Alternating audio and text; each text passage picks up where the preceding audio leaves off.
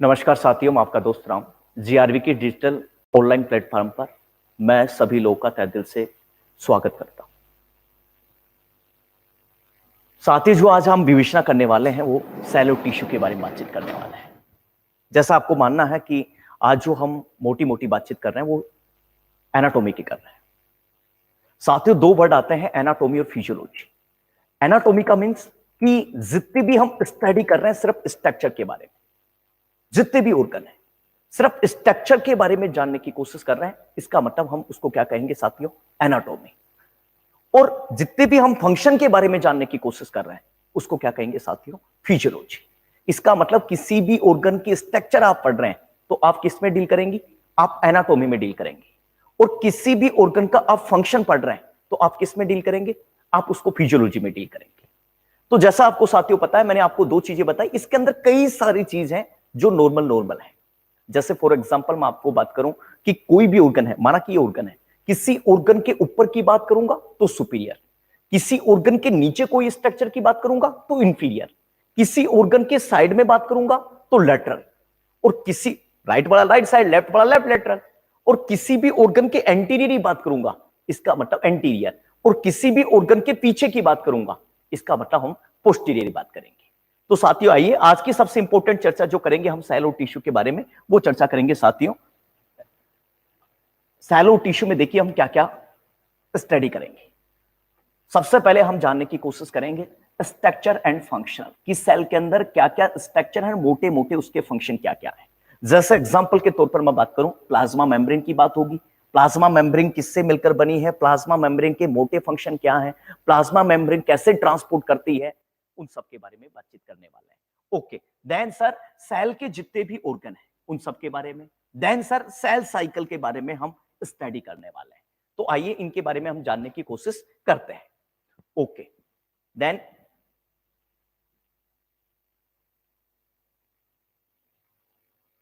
तो जैसा आप सबको पता है,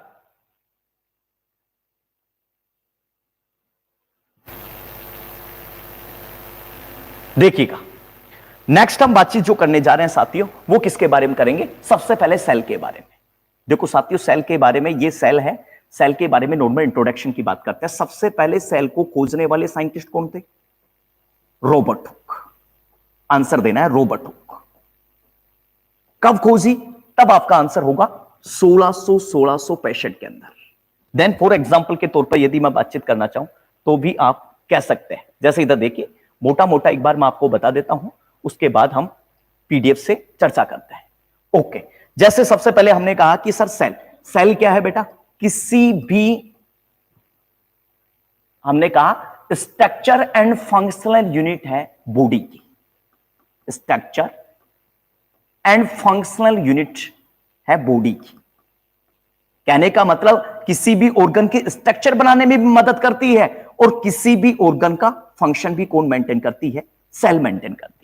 जैसे एग्जांपल के तौर पर यदि मैं कहना चाहूं तो हमने कहा कि सर जैसे for example cell, group of cell क्या कहलाते हैं बेटा जी? टिश्यू। ग्रुप ऑफ टिश्यू क्या कहलाते हैं? ऑर्गन। ग्रुप ऑफ ऑर्गन क्या कहलाते हैं बेटा? सिस्टम। और सिस्टम से क्या मिलकर बनी है?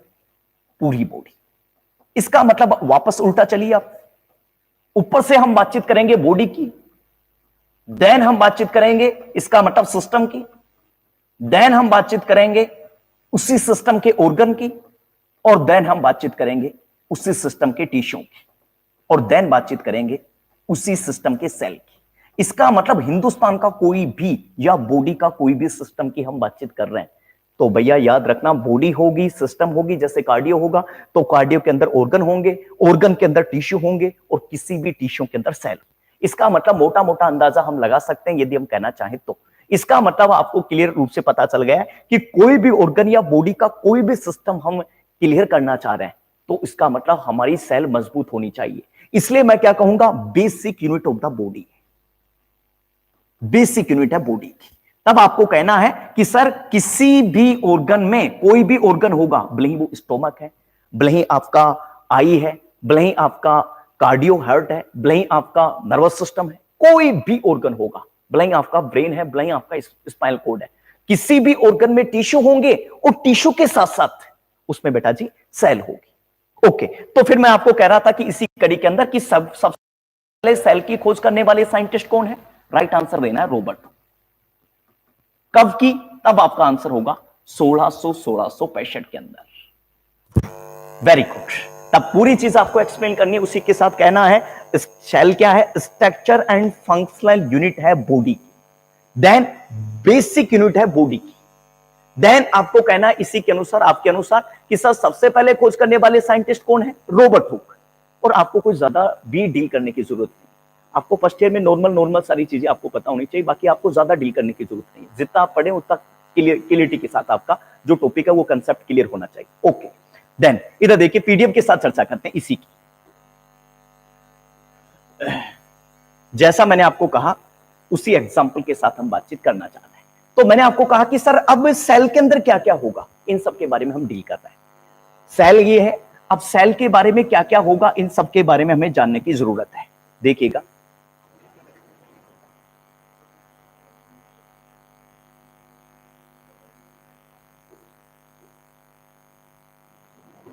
सेल के बारे में क्या क्या टैग होगा उसके बारे में हमें जानने की जरूरत है।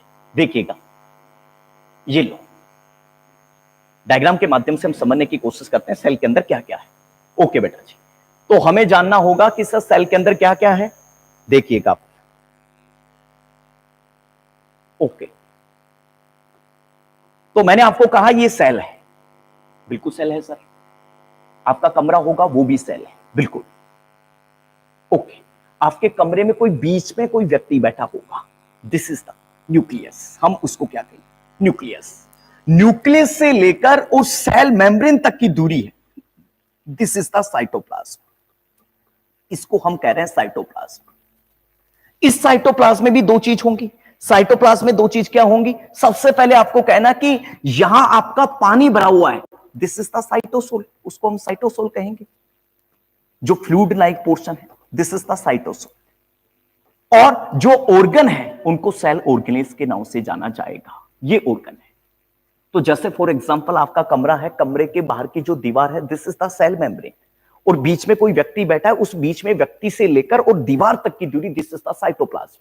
और वहां साइटोप्लाज्म में भी दो चीज देखने को मिलेंगी साथियों। सबसे पहले मैंने आपको कहा कि यदि फ्लूइड लाइक पोर्शन है, दिस इज द साइटोसोल। और उसके साथ साथ ही आपको कहना है कि यदि उसके अंदर कुछ ऑर्गन्स हैं, जैसे कमरे में कुर्सियां गली हुई हैं, तो वहां अंदर ऑर्गन, कुछ माइटोकॉन्ड्रिया होंगे, कुछ राइबोसोम होंगे, कुछ रफ एंडोप्लाज्मिक रेटिकुलम होंगे, कुछ स्मूथ एंडोप्लाज्मिक रेटिकुलम होंगे। साथियों वो क्या है? सेल ऑर्गन है। ठीक है, ओके। तो मैंने आपको कहा सबसे पहले, अब हमें सबसे पहले किसकी डील करनी होगी? सबसे पहले हमें सेल मेम्ब्रेन को जानना होगा। सेल मेम्ब्रेन के बारे में क्या कहना है? Outer most layer of the cell, cell के बाहर की जो लेयर है, दिस इज द, हमें उसका आंसर देना होगा सेल मेम्ब्रेन। देखो बाहर की लेयर है, outer of the cell, cell के बाहर की मेम्ब्रेन क्या कहलाती है साथियों? इसी के लिए आंसर देना होगा सेल मेम्ब्रेन या प्लाज्मा मेम्ब्रेन। अरे बोलो यस या नो? Yes sir. हमने क्या कहा कि सर दीवार भी किसी से मिलकर बनी होगी, तब आपको क्लियर रूप से कहना कि दीवार का मतलब, तब आपको कहना है कि प्लाज्मा मेम्ब्रेन किससे मिलकर बनी है, तब साथियों आपको कहना है फोस्फोलिपिड की मिलकर बनी है प्लाज्मा मेम्ब्रेन। यस या नो? Yes sir. तो हमें बाकायदा क्लियर करना है कि what is the cell membrane. Cell membrane का means outer cell, outer layer, या हमने कहा कि बाहर की जो लेयर है, बाहर की जो मेम्ब्रेन, सेल के बाहर की जो मेम्ब्रेन है, this is also called the plasma membrane या सेल मेम्ब्रेन। उसके साथ साथ ही साथियों आपको कहना है कि मैंने आपको कहा कि किससे मिलकर बनी है, तब आपको क्लियर आंसर देना होगा कि सेल मेम्ब्रेन किससे मिलकर बनी होती है साथियों? फॉस्फोलिपिड की। ओके, फिर आपको इसी के बारे में समझाना होगा, पूरी तरह से क्लियरिटी देनी होगी टॉपिक में। क्या क्लियरिटी देंगे कि फंक्शन क्या हो सकते हैं सर सेल मेम्ब्रेन की? तो हमने कहा कि हमारे चारों तरफ जो दीवार है, इस दीवार का फंक्शन क्या है? प्रोटेक्शन करने का। इसी प्रकार सेल मेम्ब्रेन का फंक्शन क्या है? प्रोटेक्शन का, डायरेक्ट बचाव का। देन सर सेल मेम्ब्रेन का फंक्शन क्या है? हमने जो दरवाजा लगाया हमारे मकान के अंदर, वो किसका काम कर रहा था? कोई लोग आ रहे थे, कोई लोग जा रहे थे। इसका मतलब सेल मेम्ब्रेन का फंक्शन क्या है? ट्रांसपोर्टेशन का। आगे मैं समझा रहा हूं आपको ट्रांसपोर्टेशन में डिफ्यूजन और ऑस्मोसिस के बारे में। ओके, तो इसका मतलब कोई मॉलिक्यूल बाहर की तरफ आएगा, कोई मॉलिक्यूल अंदर की तरफ आएगा, दिस इज द ट्रांसपोर्टेशन। दूसरी बात, जितने भी हमारे हार्मोन हैं, जितने भी हम मेडिसिन दे रहे हैं, जितने भी हमारे एंजाइम है, उन सबके रिसेप्टर भी सेल मेम्ब्रेन पर पाए जाते हैं। कुछ के रिसेप्टर सेल मेम्ब्रेन पर है, कुछ के रिसेप्टर साइटोप्लाज्म पर है। ठीक है, जैसा एग्जांपल की मैं बात करूं T3 एंड T4 के रिसेप्टर हैं, तो इसका मतलब ज्यादा अपने को डीप नहीं जाना, आपको सीधा सीधा समझाना है कि सर सेल पर क्या पाए जाते हैं बेटा, सेल रिसेप्टर भी होते हैं। ओके, जैसे एग्जांपल के तौर पर हम बातचीत कर सकते हैं, देखिएगा साथियों।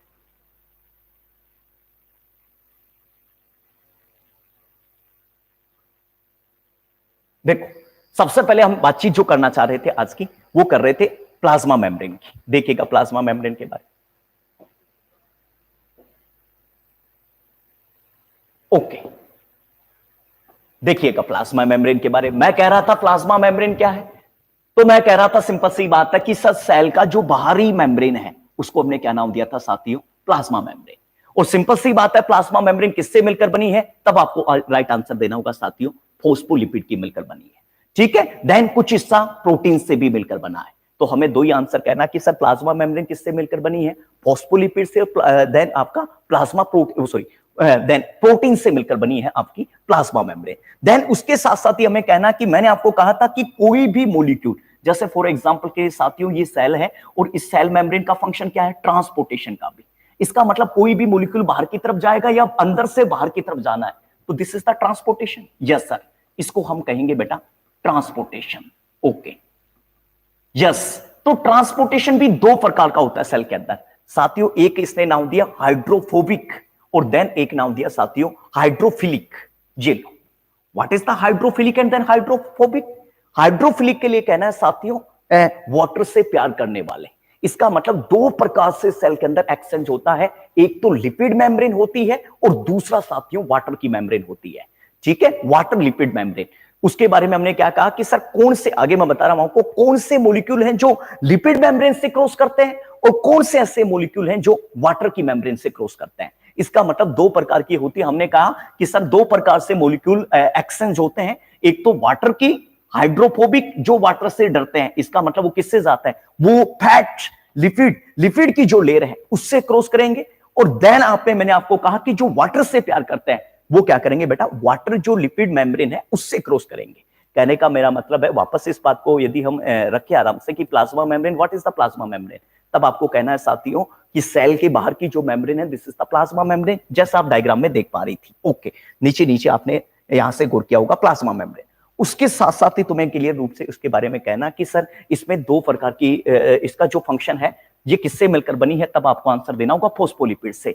तब आपको कहना कि सर दो प्रकार से दो लेयर होती हैं और दोनों लेयर के अंदर आपको कहना है साथियों कि एक लेयर होती है लिपिड और दूसरी होती है वाटर।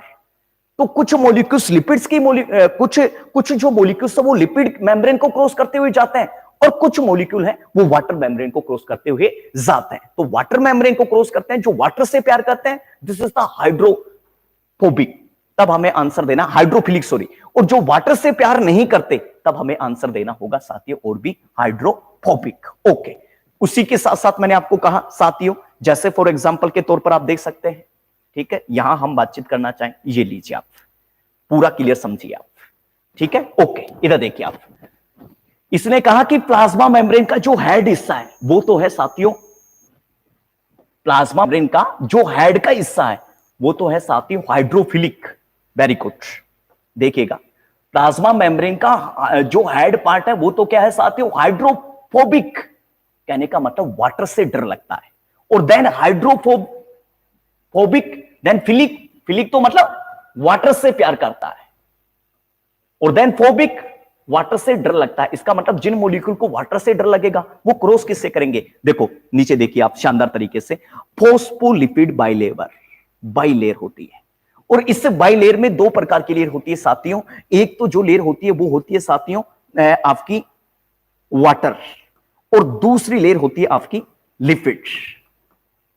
तो कुछ मॉलिक्यूल लिपिड से क्रॉस करते हैं, लिपिड मेम्ब्रेन से, और कुछ जो होते हैं वो सर वाटर की जो मेम्ब्रेन है उससे क्रॉस करते हुए अंदर की तरफ मूव करते हैं या अंदर से बाहर की तरफ आते हैं। अरे बोलो यस या नो, इसलिए हम इसको हम देख सकते हैं, हम इसको सीख सकते हैं। तो मेरे को नहीं लगता कि आप में दोनों चीजों में कोई डाउट होगा, हाइड्रोफिलिक देन हाइड्रोफोबिक। हाइड्रोफोबिक का मतलब जो वाटर से प्यार करते हैं ऐसे मॉलिक्यूल जो वाटर की मेम्ब्रेन से जाते हैं, और फोबिक का मतलब क्या होता है साथियों कि जो वाटर से प्यार नहीं करते वो लिपिड की मेम्ब्रेन से क्रॉस करते हैं। ओके, नेक्स्ट देखिएगा। नेक्स्ट हम डील करते हैं साथ ही। नेक्स्ट देखिएगा। ओके, ट्रांसपोर्ट के लिए हमें सबसे पहले दो चीजों पर जाना होगा। कैसे ट्रांसपोर्ट होता है, तो उसके लिए दो चीजें हैं सब। एक तो कहलाता है सर डिफ्यूजन, दूसरा आएगा ओस्मोसिस, और तीसरा आएगा साथियों आपका, पहला है डिफ्यूजन और दूसरा जो कंसेप्ट क्लियर होगा वो होगा आपका ओस्मोसिस। देन एक आएगा एक्टिव ट्रांसपोर्ट और दूसरा आएगा पेसिव ट्रांसपोर्ट। तो यहां हमें समझने की जरूरत है साथियों। सबसे पहले आपको कहना है कि सर डिफ्यूजन का मीनिंग क्या है, तो सबसे पहले हमें सोल्यूट को जानना है साथियों, सोल्यूट क्या है, और उसके साथ साथ ही हमें जानना होगा सोलवेंट को, और उसके साथ साथ ही हमें जानना होगा साथियों सॉल्यूशन को। तीन चीजों को देखिएगा। सोल्यूट का मतलब होता है एक स्मॉल मॉलिक्यूल होते हैं, छोटे पार्टिकल्स होते हैं जो सोलवेंट में डिजोल्व होते हैं। This is the solute. What is the solvent? Solvent में कहना कि बड़े मॉलिक्यूल्स होते हैं जो सोल्यूट को डिजोल्व करके सॉल्यूशन बनाते हैं, और सोल्यूट प्लस सोलवेंट आपस में मिलकर क्या बनाते हैं साथियों? सॉल्यूशन। तो कहना का मतलब, यदि मैं कहना चाहूं तो आपको इस चीज में गलत कहना नहीं है। मैंने आपको सिंपल सी बात है कि एक एग्जांपल देता हूं बच्चा। जैसे फॉर एग्जांपल छोटा बच्चा हमें कह रहा है कि पानी पीना है मम्मी को, और पानी भी किसका? नमक का पीना है। मम्मी नमक का पानी पिला रही है बच्चे को। क्या नमक बेटा सोल्यूट है क्या? यस। क्या पानी सोलवेंट है क्या? यस। और दोनों को आपस में मिलाकर बच्चे को पिलाया, क्या सोल्यूशन है क्या? यस। तो बेटा यहां हमें कहना है सोल्यूट यहां नमक है, देन वाटर यहां सोलवेंट है, और दोनों को आपस में पिलाकर दे दिया, this is the solution. Okay, अब मेरी बात सुनना बच्चा, कि कोई भी सोल्यूट पार्टिकल्स हायर कंसंट्रेशन से लोअर कंसंट्रेशन की तरफ गमन करता है। मैंने क्या बोला बच्चे? मैंने बोला कोई भी सोल्यूट पार्टिकल्स, इसलिए मैंने पहले ही सोल्यूट के लिए करवा दिया। कोई भी सोल्यूट पार्टिकल्स यदि हायर से लोअर की तरफ गमन करता है, दिस इज द डिफ्यूजन, हम उसको डिफ्यूजन कहेंगे। जैसे फॉर एग्जांपल जो लिपिड मॉलिक्यूल से आता है, जैसे एग्जांपल ऑक्सीजन, जैसे एग्जांपल CO2 कार्बन डाइऑक्साइड, जैसे एग्जांपल के तौर पर मैं कह सकता हूं तो कुछ फैटी एसिड एंड स्टेरॉइड भी क्रॉस करते हैं इसी मेम्ब्रेन को। अभी मैं थोड़ी देर पहले कह रहा था कि दो मेम्ब्रेन होती हैं, बाइलेयर मेम्ब्रेन होती है, प्लाज्मा मेम्ब्रेन। एक मैंने कहा था लिपिड सोल्यूबल मेम्ब्रेन होती है, और दूसरी वाटर सोल्यूबल, जो वाटर में सोल्यूट होकर और घुलकर, कहने का मतलब वाटर में घुलकर क्रॉस करती है। इसका मतलब वाटर सोल्यूबल मटेरियल कौन कौन से हैं? Example sodium, example potassium, example calcium, example, ये सारी चीज किससे जाती है भाई? वाटर सोल्यूबल मटेरियल होते हैं। साथियों फिर से एक बार दोबारा देखना आपको, what is the diffusion. Diffusion के लिए कहना है बच्चे कि डिफ्यूजन का मीनिंग क्या है सर? डिफ्यूजन का मीनिंग होता है कि कोई भी मॉलिक्यूल हायर कंसंट्रेशन से लोअर कंसंट्रेशन की तरफ गमन करता है, दिस इज द डिफ्यूजन, उसको हम कहते हैं बेटा डिफ्यूजन। देन मैंने आपको कहा कि सर इसमें भी दो प्रकार के मेटेरियल होते हैं, जो लिपिड सोल्यूबल, लिपिड में घुलते हैं वो लिपिड सोल्यूबल होते हैं, वाटर में घुलते हैं जो वाटर सोल्यूबल होते हैं। साथियों हमें कहना है कि लिपिड सोल्यूबल मटेरियल कौन कौन से हैं, तब हमें एग्जांपल के तौर पर कहना है बेटा ऑक्सीजन, देन CO2, देन आपका कुछ फैटी एसिड, देन स्टेरॉइड। ये क्या होते हैं बेटा? फैट सोल्यूबल मटेरियल होते हैं। कहने का मतलब जो फैट में घुलकर क्रॉस करते हैं, this is the lipid soluble material. Then water soluble material कौन कौन से हैं? एग्जांपल साथियों सोडियम, एग्जांपल साथियों पोटेशियम, एग्जांपल साथियों कैल्शियम। ये कौन से होते हैं बेटा? वाटर सोल्यूबल मटेरियल होते हैं। ओके, इसी के साथ साथ हम बातचीत करते हैं। देखो आप, फैसिलिटेड डिफ्यूजन क्या है? ये तो टोटल एग्जांपल था डिफ्यूजन, और डिफ्यूजन के साथ साथ सिंपल डिफ्यूजन का। फैसिलिटेड डिफ्यूजन का क्या मतलब आता है बेटा? फैसिलिटेड डिफ्यूजन का मतलब होता है, देखो कुछ सम सबस्टांसेस, कुछ ऐसे सबस्टांसेस हैं that are unable diffuse through the semi permeable membrane. कुछ ऐसे मॉलिक्यूल हैं जो अनेबल हैं डिफ्यूज करने में, मतलब क्रॉस करने में, किसके बेटा? सेमी परमेएबल मेम्ब्रेन के द्वारा वो अनेबल है। जैसे ग्लूकोज, जैसे अमीनो एसिड, जैसे कुछ प्रोटीन्स मॉलिक्यूल्स। तो वो फिर किससे ट्रांसपोर्ट करते हैं? वो डायरेक्ट जाते हैं, वो डायरेक्ट। कहने का मतलब ऐसे मॉलिक्यूल जो सेमी परमेएबल मेम्ब्रेन को क्रॉस नहीं कर सकते, उनमें डायरेक्ट होता है साथियों फैसिलिटेड डिफ्यूजन। एग्जाम्पल के तौर पर ग्लूकोज, एग्जाम्पल के तौर पर कुछ अमीनो एसिड, एग्जाम्पल के तौर पर कुछ प्रोटीन्स के मॉलिक्यूल। ठीक है, ओके। देन इसी को क्या कहते हैं बेटा, फैसिलिटेटेड डिफ्यूजन। ओके साथियों, यस, तो देखिएगा, तो ये आपका होता है साथियों facilitated diffusion. Then very good,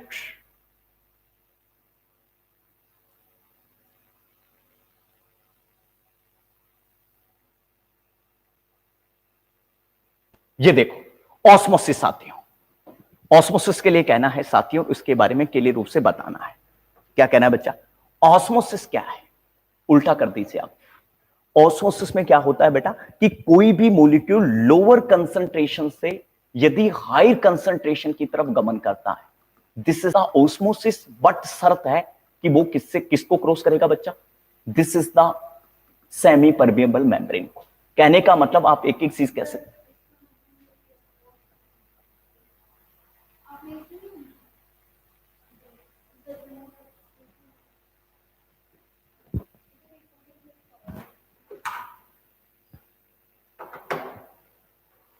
तो हमें क्या कहना है, हमें आपको एक बात कहनी है इसी के अंदर। देखिए साथियों, मैंने आपको कहा इसका 3, ये लो, सबसे पहले आपको मैंने कहा ओस्मोसिस क्या है। ओस्मोसिस के लिए साथियों उल्टा करना हमें कि कोई भी मॉलिक्यूल यदि लोअर कंसंट्रेशन से हायर कंसंट्रेशन की तरफ गमन करता है, हायर से लोअर की तरफ जा रहा था वो डिफ्यूजन है, और कोई भी मॉलिक्यूल यदि लोअर से हायर की तरफ जा रहा है साथियों, हम उसको ऑस्मोसिस कहेंगे। लेकिन शर्त है कि वो क्या करें, सेमी परमेबल मेम्ब्रेन को क्रॉस करते हुए जाएगा। यस, एक सेमी पारदर्शिता मेम्ब्रेन होती है, उसको क्रॉस करके ही कोई सोल्यूट क्या करेगा बेटा, लोअर से हायर की तरफ जाने की कोशिश कर रहा है। दिस इज द ऑस्मोसिस, हम उसको क्या कहेंगे साथियों, ऑस्मोसिस। ओके, इसी प्रकार एक्टिव ट्रांसपोर्ट, एक्टिव ट्रांसपोर्ट के लिए क्या कहना है, याद रखना साथियों, कोई भी मॉलिक्यूल, देखो ये आ गया, कोई भी molecule lower to higher concentration के द्वारा जाएगा, दिस इज द, उसको भी कहते हैं एक्टिव ट्रांसपोर्ट मैकेनिज्म। लेकिन इस प्रकार की मैकेनिज्म में जो ट्रांसपोर्ट होगा वो सोडियम और पोटेशियम पंप का होगा साथियों। कैसे, फॉर एग्जांपल देखिए, ये सेल है, सेल के बाहर है एक्सेसिव मात्रा के अंदर एक्स्ट्रा सेलुलर बेटा सोडियम, और अंदर की तरफ पोटेशियम। तो ये कह रहा है सोडियम और पोटेशियम का जो एक्सचेंज होगा वो किस मैकेनिज्म से होगा साथियों, एक्टिव ट्रांसपोर्ट। और नॉलेज के लिए मैं बता देता हूं बच्चा, एक्टिव ट्रांसपोर्ट वह मैकेनिज्म है, एक्टिव ट्रांसपोर्ट वह मैकेनिज्म है जिससे सबसे ज्यादा एनर्जी खर्च होती है।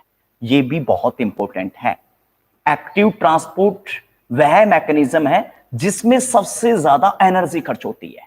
इसके लिए हमें कहा है कि बेटा जी एक्टिव ट्रांसपोर्ट मैकेनिज्म। तो मैंने आपको बोला साथियों ऑस्मोसिस क्या होता है, मैंने आपको पूरा समझाया। उसके साथ साथ ही एक्टिव ट्रांसपोर्ट मैकेनिज्म क्या होती है ये मैंने बताया, और एक्टिव ट्रांसपोर्ट मैकेनिज्म का बेस्ट एग्जांपल आप देख पा रही हैं, और वो बेस्ट एग्जांपल होगा बेटा सोडियम पोटेशियम पंप। दूसरा मैंने आपको कहा बच्चे कि सबसे ज्यादा कोई एनर्जी खर्च होती है, तो सबसे ज्यादा एनर्जी बेटा किसमें खर्च होती है, एक्टिव ट्रांसपोर्ट मैकेनिज्म में। अरे बोलिएगा यस या नो, शानदार, जबरदस्त, तो हमें नहीं कहना कुछ भी। ओके, देन इसी प्रकार से हमें यहां पर आइए नीचे बेटा, सेल ऑर्गेनिज्म में सबसे पहले जो हम बातचीत करना चाहते हैं वो सबसे पहले किसके बारे में बातचीत करेंगे बेटा जी, सबसे पहले हम बातचीत करेंगे न्यूक्लियस के बारे में। देखिए आप सेल ऑर्गेनिज्म में सबसे, देखो सबसे पहले हमें एक बार मैं रिपीट कर देता हूं आपकी जानकारी के लिए, आपके नॉलेज के लिए, उसके बारे में इसके बारे में बातचीत करता हूं आपकी जानकारी या नॉलेज के लिए। मैंने सबसे पहले, और मैं बता देता हूं आपके नॉलेज के लिए। ओके, सबसे पहले मैंने आपको कहा था साथियों सेल क्या है, सेल बेसिक यूनिट है, स्ट्रक्चर फंक्शनल यूनिट है। देन फिर मैंने आपको कहा कि सबसे पहले सर्वप्रथम खोज करने वाले साइंटिस्ट थे रॉबर्ट हुक, कब किया था 1665 के अंदर। उसके साथ साथ ही मैंने आपको कहा था बाहर की जो चीज होती है that is called the cell membrane, cell membrane से न्यूक्लियस तक की दूरी साइटोप्लाज्म। फिर मैंने आपको कहा था सबसे पहले सेल मेम्ब्रेन के बारे में, सेल मेम्ब्रेन के बारे में कहा था साथियों मैंने कि फोस्फोलिपिड की मिलकर बनी होती है साहब। उसके साथ साथ मैंने आपको कहा था बच्चे 3 फंक्शन मैंने बताए थे, प्रोटेक्शन का फंक्शन करती है, ट्रांसपोर्ट का फंक्शन करती है, और साथ के साथ मैंने आपको कहा था ट्रांसपोर्टेशन के साथ जितने भी एंजाइम हार्मोन्स हैं उनके सबके रिसेप्टर भी सेल मेम्ब्रेन पर होते हैं। ओके, उसके साथ साथ ही मैंने आपको डील करने की कोशिश की थी बच्चे, और मैंने आपको 2 बातें डील करवाई थी। सर्वप्रथम सबसे पहले मैंने आपको कहा था कि ट्रांसपोर्टेशन पढ़ने के लिए हमें 2 चीज पढ़ना होगा, क्या कि सर कुछ मॉलिक्यूल्स बाइलेयर मेम्ब्रेन है, तो कुछ मॉलिक्यूल लिपिड से जाएंगे, लिपिड के मेम्ब्रेन से, और कुछ मॉलिक्यूल वाटर की जाएंगे, वाटर से जाएंगे। तो मैंने आपको कहा था वाटर से प्यार करने वाले हाइड्रोफिलिक, और फिर मैंने आपको कहा था कि सर वाटर से जो प्यार नहीं करते this is the hydrophobic. Okay, फिर मैंने आपको कहा था साथियों, यहां सर्वप्रथम मैंने तीन ट्रांसपोर्टेशन का एग्जांपल दिया था, diffusion, osmosis, active transport. Diffusion में कोई भी मॉलिक्यूल हायर से लोअर की तरफ जाता है, this is the diffusion. Osmosis में लोअर से हायर की तरफ आता है, दिस इज द ऑस्मोसिस। और एक्टिव ट्रांसपोर्ट में भी लोअर से हायर की तरफ जाता है, लेकिन शर्त यह है कि उसमें सबसे ज्यादा एनर्जी खर्च होती है। और एग्जांपल क्या है, सोडियम पोटेशियम पंप का। मैंने आपको कहा था साथियों की सेल के बाहर जो मैक्सिमम जो मात्रा में होते हैं वो क्या होते हैं, सोडियम होता है, और मिनिमम मात्रा के अंदर होता है साथियों पोटेशियम। ओके, उसके साथ साथ ही मैंने आपको कहा नेक्स्ट जो हम डील करने जा रहे हैं वो करने जा रहे हैं बेटा सेल ऑर्गेनिज्म में सबसे पहले न्यूक्लियस। याद रखना साथियों, हर बॉडी की हर सेल के अंदर, ऑल बॉडी सेल के अंदर न्यूक्लियस पाया जाता है सब, लेकिन छोड़कर किस किस के अंदर, एक्सेप्शन मतलब छोड़कर इरिथ्रोसाइट आरबीसी भी नहीं पाया जाता साथियों, देन स्केलेटल मसल फाइबर्स के अंदर, देन कुछ सेल्स हैं जो सेवरल न्यूक्लियाई क्या करती हैं, कंटेन करती है बहुत ज्यादा न्यूक्लियाई। देन सर सेल का सबसे बड़ा ऑर्गन है, लार्जेस्ट ऑर्गन है सेल का, सबसे बड़ा ऑर्गन है, ये भी बेटा क्या है, सेल है। ओके, फिर मैंने आपको कहा था कि इनका sir nucleus contain the genetic material. Nucleus में क्या चीज होती है, जेनेटिक मटेरियल। जेनेटिक मटेरियल में क्या क्या होता है, डीएनए, और जेनेटिक मटेरियल में होता है साथियों आरएनए। दो चीजें याद रखना, डीएनए और आरएनए, दोनों के बारे में बातचीत करता हूं साथियों। जितनी भी जेनेटिक इंफॉर्मेशन है वो मदर से या पेरेंट्स से फीटस में ट्रांसमिट कौन करता है, उसका आंसर देना डीएनए, इसलिए हमारा डीएनए है। और मैंने कहा कि बॉडी की हर सेल को चलाने के लिए जिम्मेदार है, जैसे हमारे को चलाने के लिए फादर जिम्मेदार है, वैसे सेल के सेल को चलाने के लिए कौन जिम्मेदार है, this is the nucleus. Nucleus सबसे बड़ा पार्ट है सेल का। उसके साथ साथ ही दो चीजें इसमें पाई जाती हैं साथियों, एक डीएनए है और दूसरा आरएनए। डीएनए की फुल फॉर्म याद रख लेना साथियों, डीऑक्सी राइबोज न्यूक्लिक एसिड, ये तो डीएनए की फुल फॉर्म है। Then sir ribose nucleic acid, ये किसकी फुल फॉर्म होती है साथियों, आरएनए की फुल फॉर्म होती है। याद रखना, यहां आपको कोई भी डाउट नहीं होना चाहिए। मैंने आपको कहा न्यूक्लियस क्या है, किस चीज में न्यूक्लियस नहीं पाया जाता, न्यूक्लियस के अंदर क्या क्या चीज, कौन कौन से जेनेटिक मटेरियल होते हैं, डीएनए और आरएनए। डीएनए और आरएनए के बारे में कह रहा था, इसका फुल फॉर्म है sir deoxy ribose nucleic acid, और आरएनए का फुल फॉर्म होता है साथियों राइबोज न्यूक्लिक एसिड। बाकी हम आगे पूरा सेल डिवीजन में इसको देख रहे हैं। ओके ओके साथियों, नेक्स्ट देखिएगा माइटोकॉन्ड्रिया।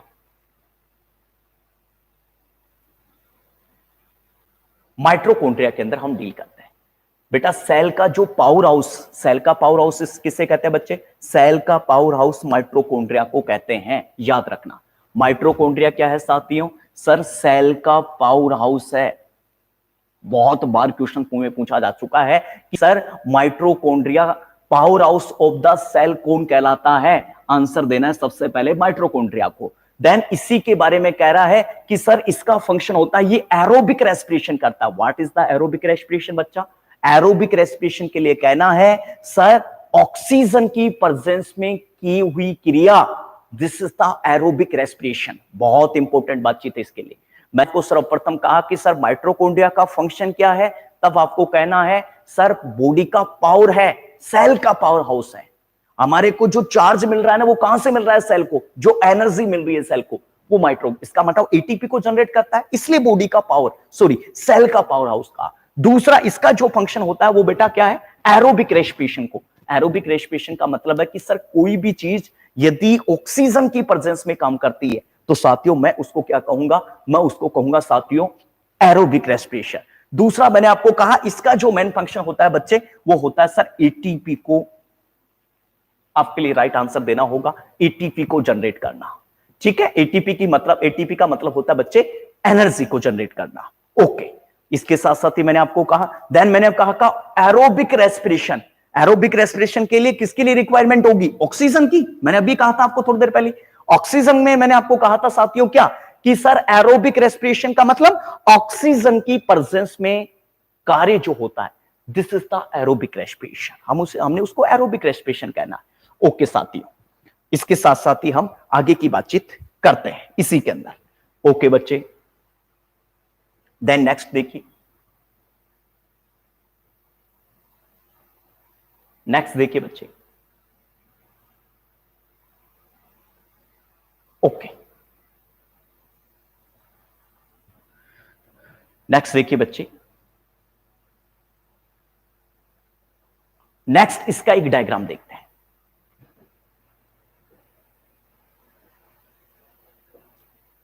ये देखिएगा, माइटोकॉन्ड्रिया का डायग्राम है।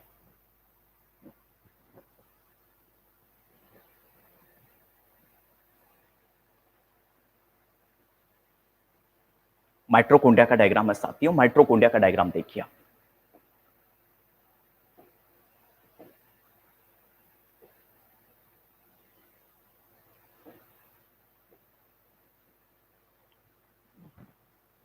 तो बच्चे इसमें कहना कि सर इसकी डबल लेयर होती है। ये माइटोकॉन्ड्रिया है साथियों, इसकी डबल लेयर है, एक आउटर और एक इनर। बाहर की लेयर को बोलते हैं आउटर बच्चे, और अंदर की लेयर को बोलते हैं इनर।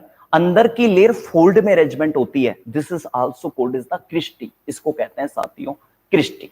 ओके, देन सर इस फोल्ड में जो सर फ्लूइड पाया जाता है, this is also called is the matrix. तो क्या क्या लिखेंगे माइटोकॉन्ड्रिया के बारे में? सबसे पहले लिखेंगे माइटोकॉन्ड्रिया के बारे में, power house of the cell है, एरोबिक रेस्पिरेशन करता है, एरोबिक रेस्पिरेशन के लिए ऑक्सीजन की रिक्वायरमेंट होती है, और देन एटीपी जनरेट करता है। दूसरा तुम्हें डायग्राम बनाना है, और डायग्राम बना के उसके बारे में लिखना है कि सर माइटोकॉन्ड्रिया की दो लेयर होती हैं, एक आउटर और एक इनर। इनर लेयर के अंदर फोल्ड होते हैं, दिस इज द क्रिस्टी, और इन फोल्डों के अंदर फ्लूइड पाया जाता है, दिस इज द मैट्रिक्स, उसको मैट्रिक्स कहते हैं। ओके, देन नेक्स्ट इसी के साथ साथ हमें जाना है आगे।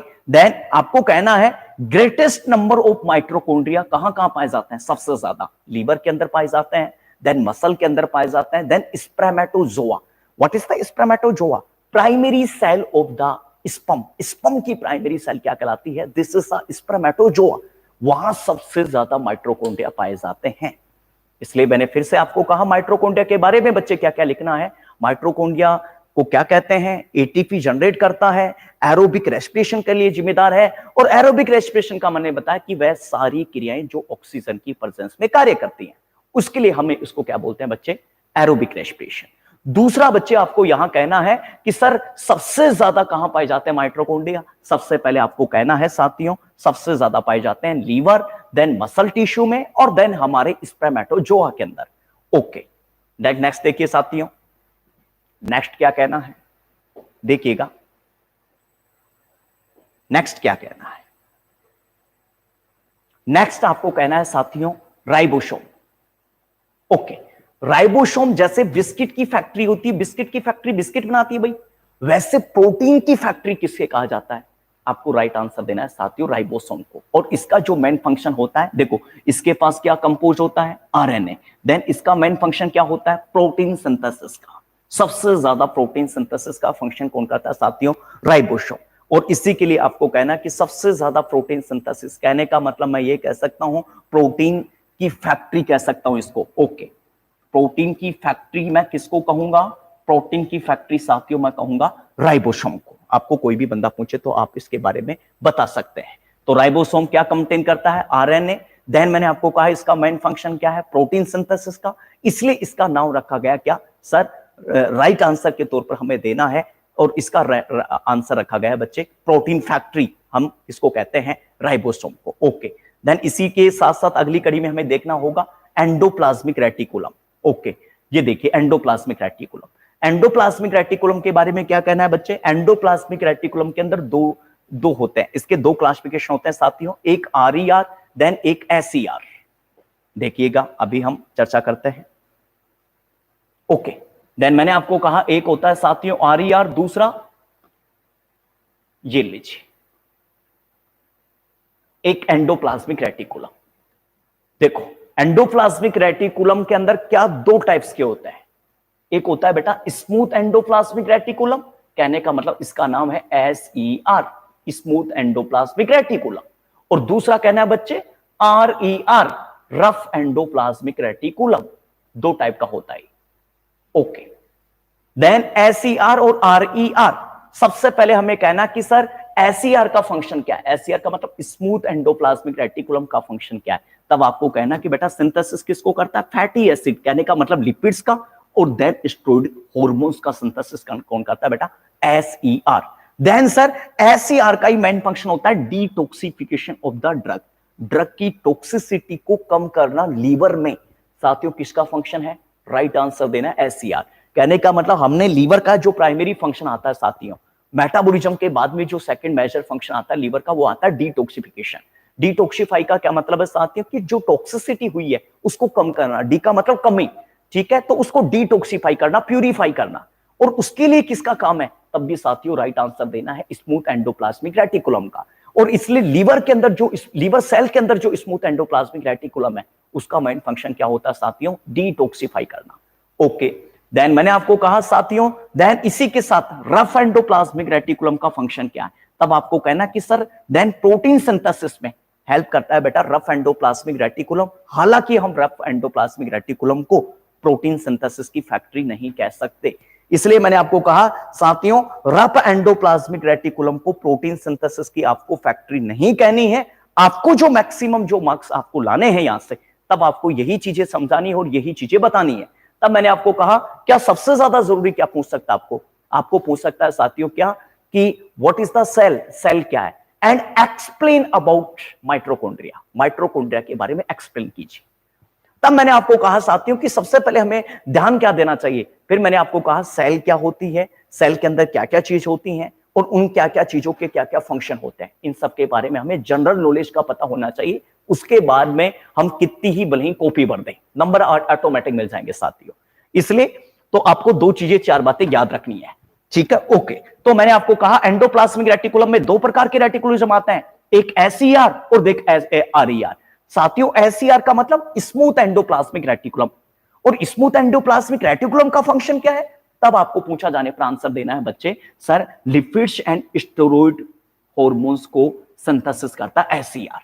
देखो आपको लिखने की टेक्निक क्या होनी चाहिए आपकी, आप एंडोप्लाज्मिक रेटिकुलम लिख के दोनों तरफ लिखिए, आप एक तरफ आरईआर लिखेंगे और एक तरफ एसईआर लिखेंगे। ओके, यदि लिखने की आप बातचीत करेंगी तो ठीक है बच्चे। एक एसईआर, आपको आरईआर के बारे में बच्चे लिखना है, आरईआर का फंक्शन क्या है, तब आपको बताना है साथियों प्रोटीन सिंथेसिस का फंक्शन होता है आरईआर का, ऐसे लिखना आप। फिर पूछा जाए कि एसईआर का फंक्शन क्या है, तब बच्चे कहना है कि sir fatty acid plus steroid का सिंथेसिस कौन करता है बेटा, एसईआर। देन फिर मैंने आपको कहा सर, देन आपका सबसे इंपॉर्टेंट क्वेश्चन क्या है इसमें, कि सर डिटॉक्सिफाई का भी काम करता है, और डिटॉक्सिफाई का काम कौन करता है बच्चे, तभी भी आपको आंसर एसईआर के बारे में ही कहना है। इसका मतलब मैंने तीन बातें आपके सामने बता दिया बच्चे, आरईआर का फंक्शन क्या है, एसईआर का फंक्शन क्या है, एसईआर और आरईआर को लिखना कैसे है, इन सब के बारे में हमने डील कर लिया है। ओके, उसी के साथ नेक्स्ट प्रभाव से हम बातचीत करेंगे बेटा गोल्जी अफर्टस की। सुनना ध्यान से बेटा, गोल्जी अफर्टस क्या काम करता है, एंड देन गोल्जी अफर्टस का काम क्या है। गोल्जी अफर्टस का काम है साथियों ट्रांसपोर्टेशन करने का। जितने भी जो प्रोटीन सिंथेसिस बना है, कहने का मतलब बिस्कुट की फैक्ट्री में जो बिस्किट बने हैं उनको ट्रांसपोर्ट करना है दुकान तक। इसी प्रकार से गोल्जी अफर्टस का काम होता है। यदि मैं बातचीत करना चाहूं तो आपको कहना है कि सर गोल्जी अफर्टस का फंक्शन क्या है, ट्रांसपोर्टेशन का। इसलिए इसको हमें कहा गया है क्या, यातायात प्रबंधक जो हम मानते हैं, यातायात पुलिस को, वो यातायात पुलिस कौन है बेटा, गोल्जी अफर्टस। ओके, देखिए आपके हिसाब से। ओके, इसी प्रकार लाइसोसोम की हम चर्चा कर रहे हैं। लाइसोसोम की विवेचना क्या होगी इसके बारे में देखिए आप। देखिए साथियों, लाइसोसोम, बेटा जी लाइसोसोम को देखना है तो सर समुद्र में मगरमच्छ को देख लेना। समुद्र में मगरमच्छ क्या करता है साथियों, समुद्र में मगरमच्छ खा जाता है किसको, मछलियों को। और यहां से याद रखना आपको दो चीजें, कि यहां लाइसोसोम का फंक्शन क्या है, सुसाइडल बैग है बेटा, ये सुसाइडल बैग। सुसाइडल बैग का मतलब आत्मघाती थैली है, फालतू की चीज सेल के अंदर आ गई तो भैया उसको मार के बाहर की तरफ रास्ता दिखा देगा, खुद निगल कर खा जाएगा। देखो इधर से पढ़ी इसको शानदार तरीके से, देखो इसने क्या बोला है, देखो variety, they contain the variety enzyme involve, जो क्या करते हैं ब्रेकिंग डाउन, जो ब्रेक डाउन करने में काम आता है। बहुत सारे मॉलिक्यूल्स के अंदर आपको इसके अंदर बहुत सारे एंजाइम वैरायटी पाई जाती है। जैसे एग्जांपल के तौर पर किसको तोड़ना है भैया, आरएनए को, देन डीएनए को, देन हमारी कार्बोहाइड्रेट को, देन प्रोटीन्स को, इन सबको सेल के अंदर तोड़ने का स्मॉल पार्टिकल्स का काम कौन करता है भैया, लाइसोसोम। कहने का मेरा मतलब है ये सेल है और यहां कार्बोहाइड्रेट चलेगी, कार्बोहाइड्रेट को ब्रेक डाउन भी कौन करता है भैया, सेल के अंदर की बात बता रहा हूं मैं, लाइसोसोम। सारे वैरायटीज इसके अंदर क्या होते हैं भैया, एंजाइम होते हैं। तब इसने कहा है देन नीचे, then export from the cell and waste material, बाहर की चीजों को एक्सपोर्ट कर देगा, जो फालतू की चीजें हैं उनको बाहर की तरफ रास्ता दिखा देगा। Okay, lysosome in white blood cell. Sir white blood cell के अंदर लाइसोसोम क्या काम करता है, this is the digest foreign material such as the microbes. मैंने अभी थोड़ी देर पहले ही कहा था, इसलिए इसको दूसरा, हमारी जो WBC है वो इम्यूनिटी का काम करती है, और WBC में लाइसोसोम क्या काम करता है साथियों, मैंने आपको कहा था थोड़ी देर पहले, इसका ऑटोफेजी का काम करता है और ऑटोलाइसिस का काम करता है। और देन मैंने आपको कहा था कि कोई फॉरेन पार्टिकल्स आ गया उसको निगलने का काम भी कौन करता है भैया, लाइसोसोम। जानकर हैरानी होगी साथियों दोस्तों कि सर अंदर की जो होते हैं, अंदर की जो पीएच है मोस्ट ऑफली साइटोसोल की, वो एल्केलाइन होती है, लेकिन लाइसोसोम की जो पीएच होती है साथियों वो होती है बेटा क्या, एसिडिक पीएच होती है। देखो शानदार, जबरदस्त तरीके से समझ आ रहा है, एक के बाद एक अपने आप ही। लाइसोसोम क्या है, लाइसोसोम के अंदर बहुत सारे एंजाइम पाए जाते हैं जो ब्रेकडाउन का काम करते हैं, किस किस को, कार्बोहाइड्रेट, प्रोटीन्स, इन सबको तोड़ने का काम करते हैं। और मैंने आपको कहा था कि जितने भी जो वेस्ट प्रोडक्ट है उसको बाहर निकालने का रास्ता कौन देता है बेटा, बाहर निकालने का रास्ते के फंक्शन में कौन हेल्प करता है, लाइसोसोम। और फिर मैंने आपको कहा था कि WBC में लाइसोसोम क्या काम करता है बच्चे, WBC में लाइसोसोम का फंक्शन होता है सर कि जो फालतू की चीजें हैं, जो वेस्ट प्रोडक्ट है, उन सबको बाहर की तरफ निकालने का काम कौन करता है, लाइसोसोम आपको। ओके, देन बेटा साइटोस्केलेटल। साइटोस्केलेटल का मतलब क्या है, साइटोस्केलेटल का मतलब होता है साथियों, याद रखना बच्चे, साइटोस्केलेटल का मतलब sir network of the protein fibres. Protein filaments के फाइबर्स होते हैं सेल के अंदर और बाहर की तरफ, और ये क्या करते हैं, इंटरनल सपोर्ट देते हैं फॉर द सेल को, as well as guiding then movement of material around the cell interior. कहने का मतलब क्या है बेटा, सेल के बाहर और अंदर प्रोटीन्स के फिलामेंट्स होते हैं जो क्या कहलाते हैं बच्चा, साइटोस्केलेटल। और इसका काम क्या है, काम है कि बेटा अंदर और बाहर की तरफ जो मूवमेंट करवाते हैं मटेरियल को, ये सब किसका फंक्शन है बेटा, साइटोस्केलेटल का फंक्शन होता है। साइटोस्केलेटल में जैसे माइक्रोफिलामेंट्स होते हैं, जैसे मैक्रोफिलामेंट्स होते हैं, जैसे आपका इंटरमीडिएटेड फिलामेंट्स होते हैं। जैसे फॉर एग्जांपल आपको मैं सादा भाषा में कहना चाहूं तो बेटा सीलिया और फ्लैक्सिला होते हैं। सीलिया और फ्लैक्सिला क्या काम करती है, मूवमेंट का तो फंक्शन कर रही है। और मूवमेंट के लिए कौन जिम्मेदार है साथियों, मूवमेंट के लिए जिम्मेदार होता है साइटोस्केलेटल। और साइटोस्केलेटल में जो exam, what is the cytoskeletal, cytoskeletal का मतलब होता है कि सर प्रोटीन्स के फिलामेंट्स सेल के अंदर और बाहर की तरफ पाए जाते हैं, दिस इज द साइटोस्केलेटल। और ये क्या काम करते हैं, हेल्प द मूवमेंट, मूवमेंट में हेल्प करते हैं। जन एग्जांपल मैंने क्या बोला साथियों, सीलिया एंड फ्लैक्सिला। देखिए मैं आगे समझा रहा हूं इसको। ओके ओके बच्चे, ये देखिए आप, माइक्रोफिलामेंट्स और देन माइक्रोफिलामेंट्स देन माइक्रोट्यूबल्स। देखो माइक्रोफिलामेंट्स के अंदर क्या कह रहा है, inside of the cell, cell की अंदर की तरफ पाई जाती है, and cell support and shape. ये क्या काम करती है कि जो हमारी सेल की जो शेप है उसको मेंटेन रखा जाए, उसके लिए कौन जिम्मेदार है, दिस इज द माइक्रोफिलामेंट्स। और microtubules, this is the large, कहने का मतलब माइक्रोफिलामेंट्स की तुलना में बड़ा होता है, एंड प्रोटीन से मिलकर बने हैं, then give the cell mechanical support and provide the internal movement. For example, कहने का मतलब क्या कह रहा है कि सर इंटरनल मूवमेंट के लिए जिम्मेदार है, और दूसरा भैया मैकेनिकल सपोर्ट। मैकेनिकल सपोर्ट का मतलब जानते हैं क्या, वेरी गुड, इधर देखिए नहीं जानते हैं तो, यदि बॉडी में घाव हो गया बच्चे और हमारे को हीलिंग करवाना है, उस दौरान कौन काम करता है बेटा, माइक्रोट्यूबल्स। कहने का मतलब ये इतना बड़ा घाव हो गया। और देन ओके साथियों, थैंक यू, नमस्कार, आज के लिए इतना ही। आपका सभी लोगों का शुक्रिया।